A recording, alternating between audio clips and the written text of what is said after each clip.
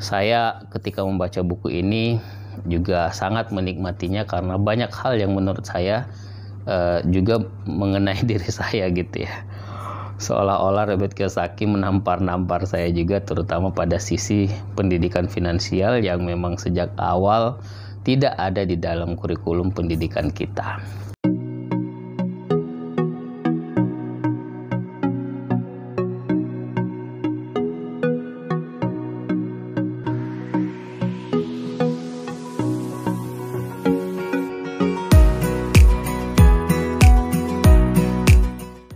Hari ini saya akan mereview salah satu buku dari penulis yang sangat terkenal seantero jagat raya, Robert T. Kiyosaki, yang melegenda karena bukunya yang berjudul Rich Dad Poor Dad, dan ini betul-betul sangat mengubah cara orang memahami konsep finansial. Nah, sahabat sekalian, buku ini sebenarnya tidak terlalu jauh berbeda dengan buku Rich Dad Poor Dad. Pada dasarnya ini adalah buku yang merupakan lanjutan dari konsep Robert Kiyosaki tentang pendidikan finansial dan kritiknya terhadap model sistem pendidikan yang sekarang ini berlaku di seluruh dunia, di mana pendidikan finansial itu menjadi sesuatu yang tidak dimasukkan di dalam kurikulum. Nah, sahabat sekalian, sementara second chance ini atau kesempatan kedua ini lebih berbicara kepada aspek motivasional dan sedikit mengulas kembali apa yang telah ada di dalam buku Rich Dad Poor Dad.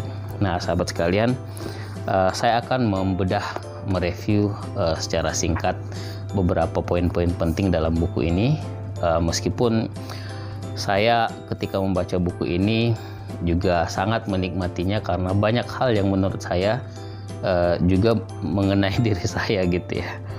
Seolah-olah Robert Kiyosaki menampar-nampar saya juga, terutama pada sisi pendidikan finansial yang memang sejak awal tidak ada di dalam kurikulum pendidikan kita. Sahabat sekalian,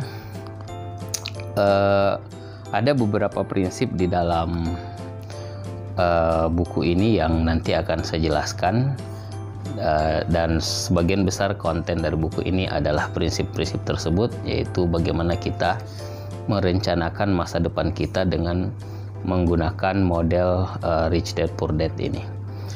Yang pertama, apa sih yang dimaksud oleh Robert Kiyosaki dengan kesempatan kedua atau second chance ini?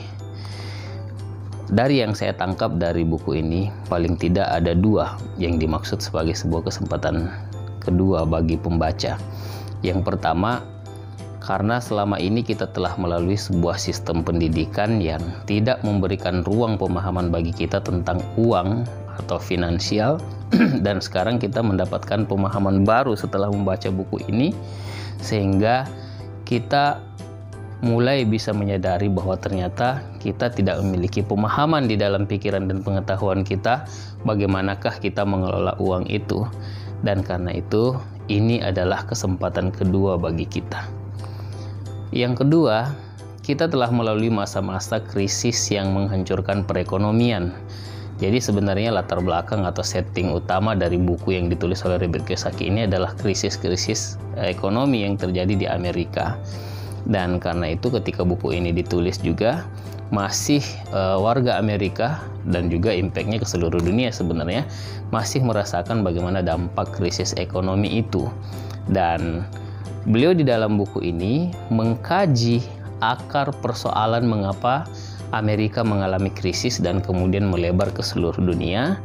Dan karena itu beliau mengatakan bahwa kita telah melewati krisisnya, kita juga telah mengetahui penyebabnya. Karena itu kita perlu untuk memperbaiki apa yang telah salah kita lakukan di masa yang lalu. Dan inilah yang dimaksud dengan kesempatan yang kedua.